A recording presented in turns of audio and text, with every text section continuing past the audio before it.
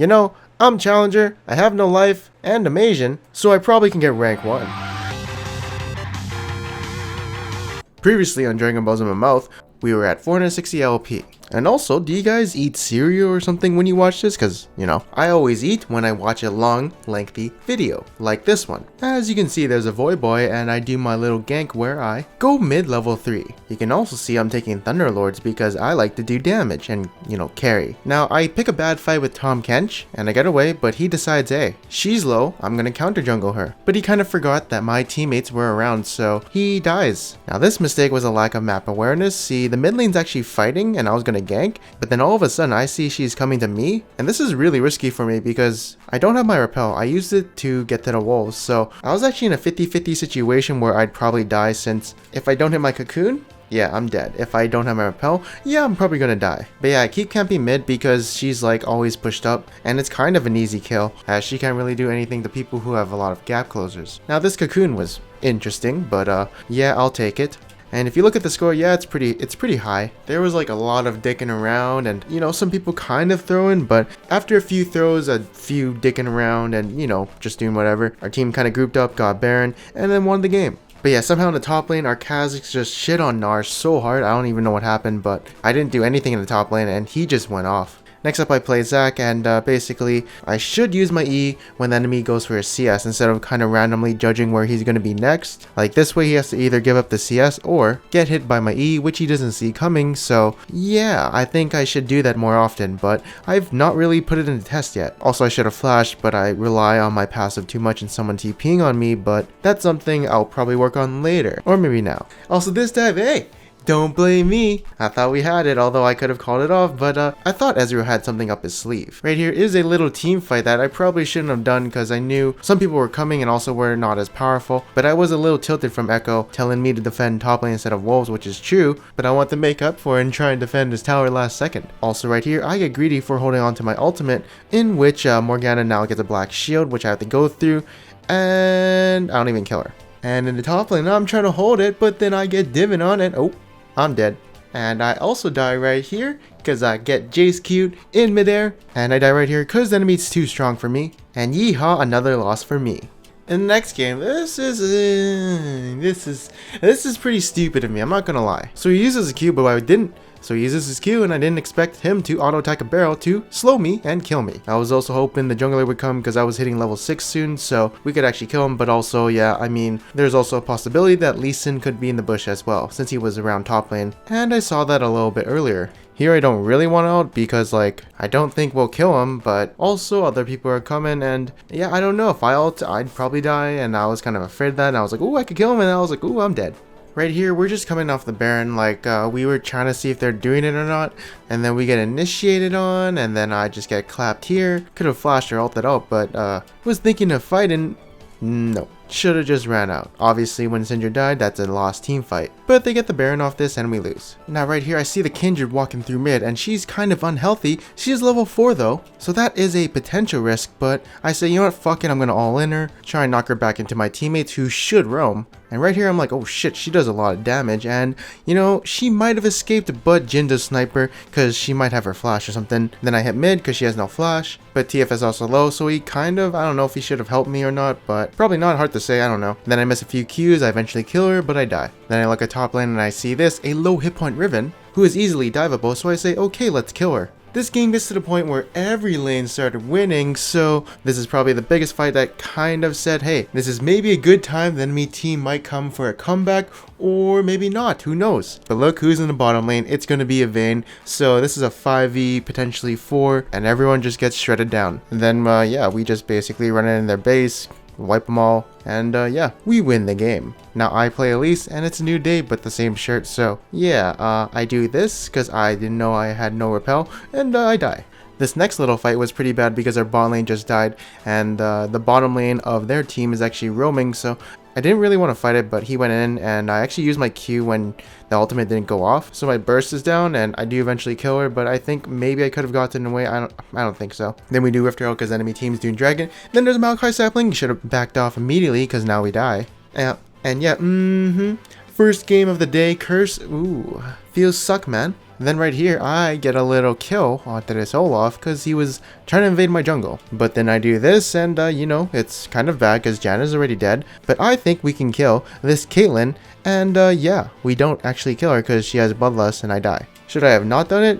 The answer is yes, I definitely should not have done it. And eventually my team just opens mid, in which gives us a free loss. Now in this next game, you know, things are getting pretty wild and let's just say 2 games have been up and maybe I've got my mojo back. But right here, this is actually a big mistake because first of all, his passive came back up, which I didn't realize would come up. And second of all, I eat into a tower because I right clicked it, oops. And now I'm just taking this tower. As you can see though, the tower dive went pretty good, but it could have gone cleaner. And oh, guess what happens? We die. Then I run it down mid, then I run it down bottom, but here's an interesting thing I thought I did. So there's a bunch of people mid lane and me and Cassiopeia know that's happening and our team's kind of winning. We can actually like push down this tower while the enemy team is busy, but you know what, freeze for a second, what would you do? What do you think is worth?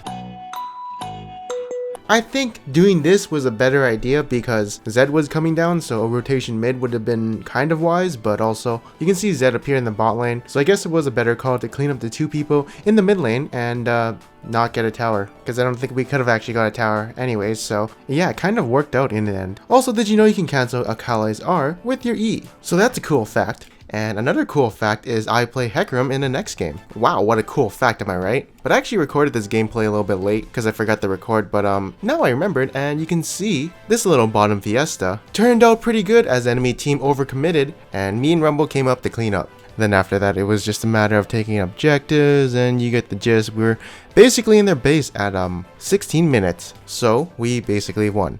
Oh fuck, this game is actually pretty interesting, so we're actually going a little in depth on it. So we catch out a Twitch jungle in our little jungle. And I do want to go ham on him, but like, oh fuck, if I were level 6, this would have been so clean. But basically, we chased pretty hard. Maybe should have backed off. And you guys are probably wondering, why are you playing Olaf? Why are you playing him all of a sudden? Here's the thing. Hecarim was banned, Graves was banned, and my team was kind of heavy on AP, so we needed an AD jungle. You know, I could play Kha'Zix. No. So I was like, you know what, I'm gonna play Olaf, might as well. I haven't played this champion in who knows how long, but he was kind of needed for the comp, and you can see his team game is not looking too hot. And right here, I gotta go ham on a Twitch because he is actually the biggest threat on the enemy team, as he does have the most kills. I could have probably bursted the Jace, but I think Twitch would have eventually killed me. Also, he had Runon's Hurricane, so if he did crit, I mean, I probably would have died, but RNG is too shitty for him. So if you look at our comp versus their comp, we actually do win if we just rush them down, since they have no front line. So if our team can just straight up go ham on them with Rumble Ult and me and all of that good stuff, we should be able to win these team fights in the mid game. Now this one's actually pretty sad invade because I used my ultimate earlier to go all in on Malzahar, but I guess I don't have it for this team fight, and yeah, I kind of die. But we do trade 2 for 2, which is alright, but I think maybe Rumble could have used his ultimate a little bit earlier when he was ulting me, so I could survive a little bit longer. And maybe he could have survived and got the Jace, I don't know. But I did feel like it was a good top-notch invade, and it's a little bit more aggressive, so I guess I'm trying to work on that. And on this scenario, I think I should have went ham right about here, but I didn't want to scare them off because I knew Rumble was coming. And then I kind of go in a little bit late, so I actually am pretty far away from the team fight, but I do have my ghosting ulti to kind of gap close onto them, and I do get the Zyra and I walk out, so you know, it kind of works out good. We trade 2 kills for 1. Well, actually it was 3 kills for 2, but still good trade, although you gotta remember that their team comp in the late game is actually better since Olaf and Rumble do fall off, so we have to be careful when we're kind of doing these team fights. Well, actually we have to be careful of not getting picked off and delaying the game, aka, you know, randomly dying around the map and just extending the game in some way. We do win mid game though, even if we're behind, because our team comp is just kind of better in that stage, as we have tanks, they don't have tanks, and we have 2 guys just running down on our team.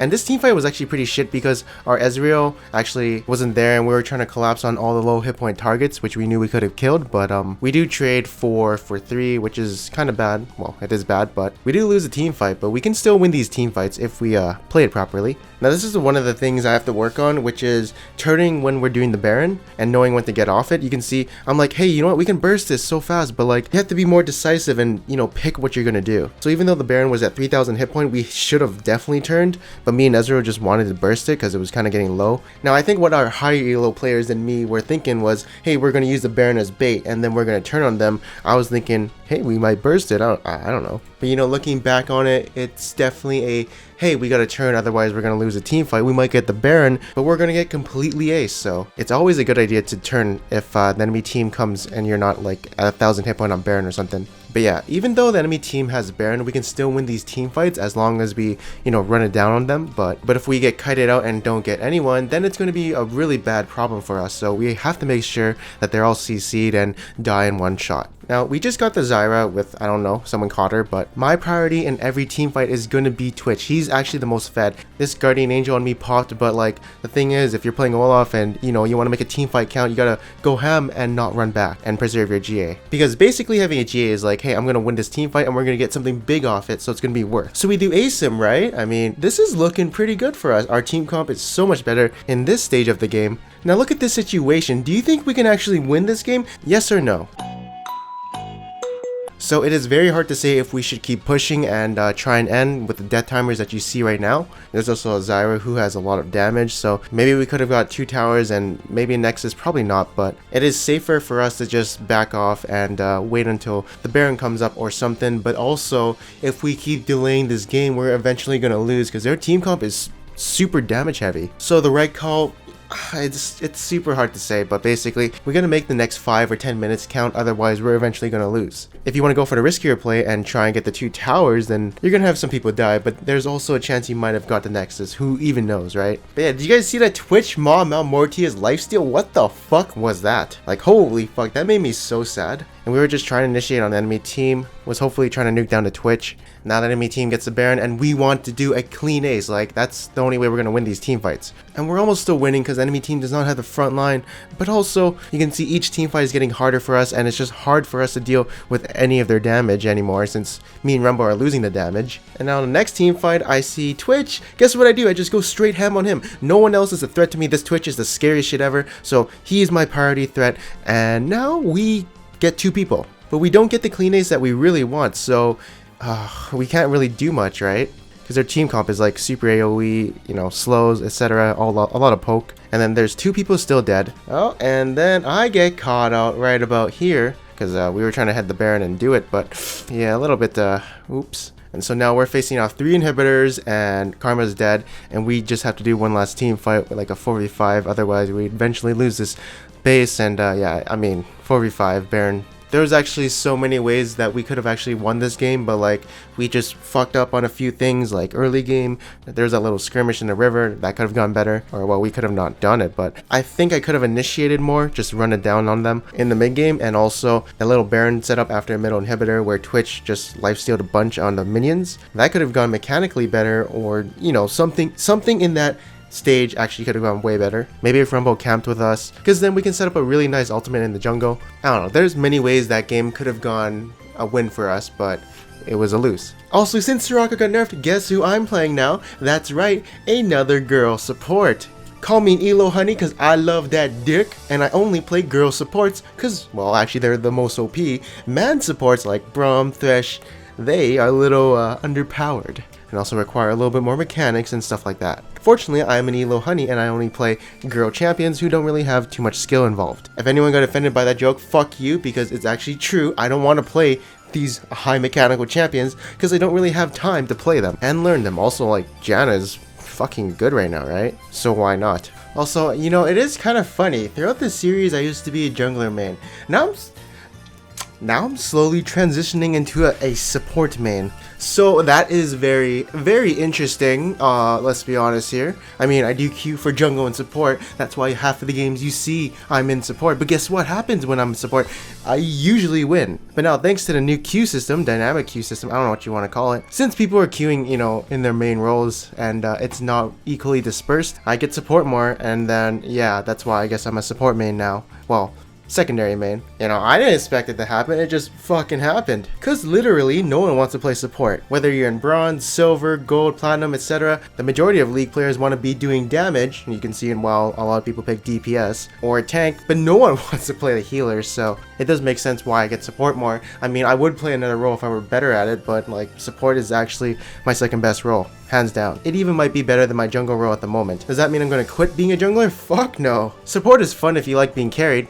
that's why I play it. But jungle is like, you know, the true skill, the one you can take pride in, so I'll always be a jungler. Plus support videos, they don't usually get a lot of views, so that's why I'm still gonna be a jungler. And I really don't want to queue up as AD carry mid or top, because honestly those games, they won't go so well. I mean, I'll lose elo faster than you can say penis. So that's why you see support games. Yeah, I might skip a few of them if people don't want them, but like I'll show bits of it because, you know, I don't skip. I've maybe skipped like 10 games so far, but I'm not playing Skippy. Fuck that shit. But yeah, I mean, this is a rank series. Do you want me to gain elo or do you want me to lose? Okay, you guys want me to lose elo, of course. I know that. But I mean, some people say play different champions.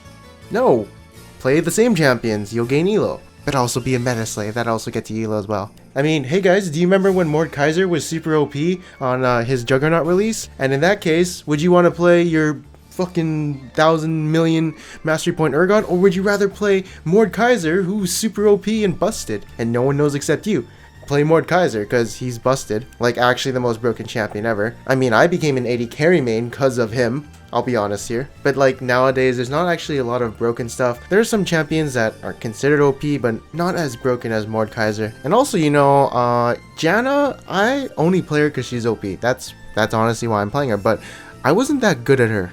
At least I thought I wasn't. Because I thought in the laning phase, you had to land your E every time, you know, some kind of poke or something would damage your AD carry, and then you just have to have reaction skills. But then I was like, oh wait, you can literally do nothing in lane, and yeah, you let your AD carry do everything while you just like sit and fart or something. It's like really easy in my opinion. The only thing that might be hard about her is knowing when to use your ultimate, but basically you press it when you want to heal your teammates or you just want to like insta-cast it to knock people back. Super simple champion. Also, like, I like her mobility. I mean, you can get a lot of wards everywhere with mobility boots plus her W. Unlike Soraka, who is very immobile and can get caught easily. Now, next game we play Zac.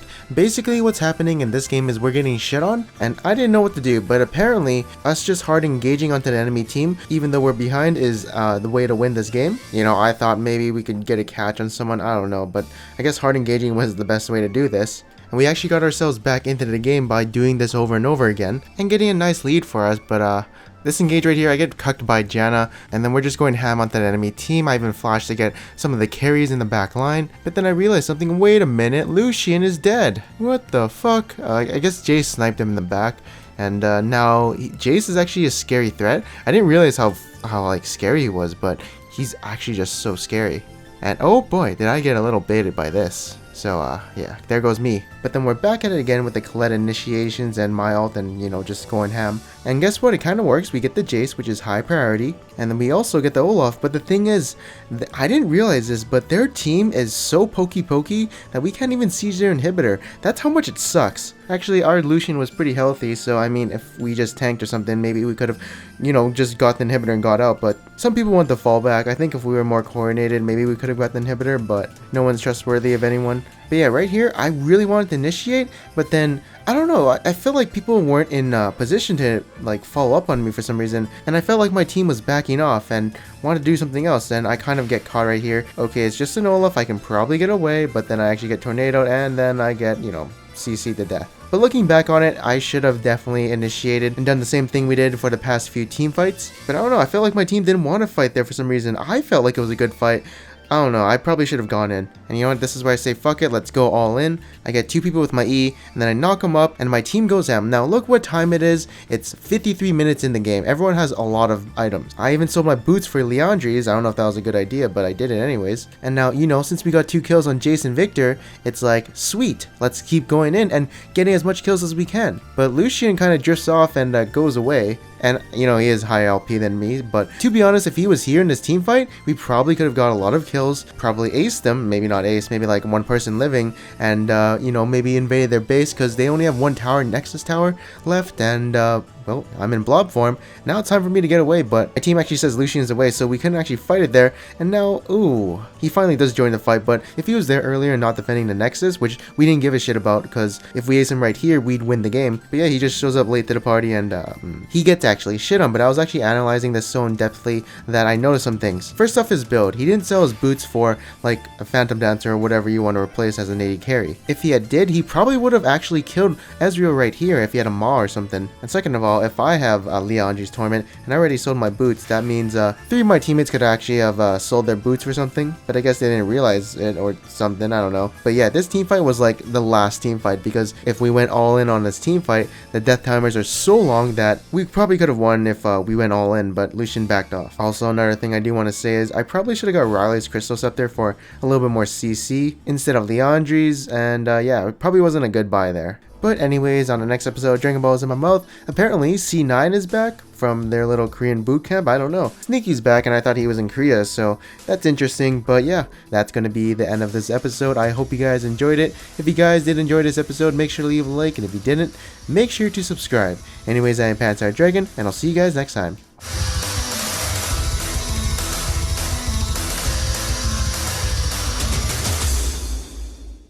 Penis, penis, penis, penis.